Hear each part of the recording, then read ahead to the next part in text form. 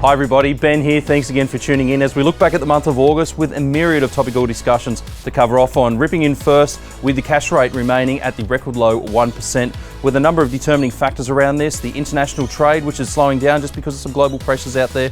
GDP has slowed down to the lowest figures that we've seen since the GFC inside of the last decade. Then we've also got the pressure around wage growth, which seems to be fairly topical out there at the moment, along with rising unemployment, albeit slow, it is still on the rise. Now, with all of these ingredients in the melting pot, it almost seems surreal that the property sector has begun to fire again on all cylinders. Now, throughout the month of August, CoreLogic did record that we had a big spike in growth at 1.03% right across Sydney Metro. Now, if we look at our own data that we're recording, we're seeing on the inner west on the front line, this figure is actually getting a little bit closer to 3% throughout that month.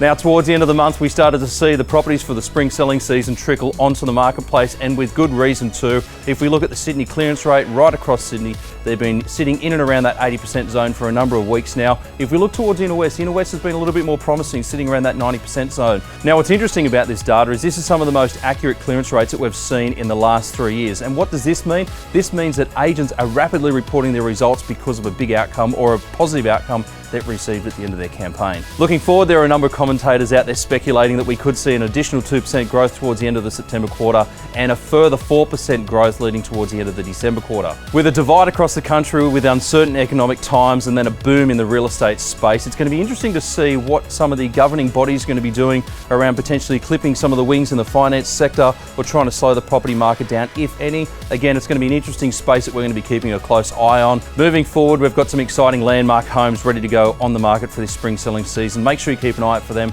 That's it for me. Thanks again for watching. We look forward to seeing you out and about. Bye for now.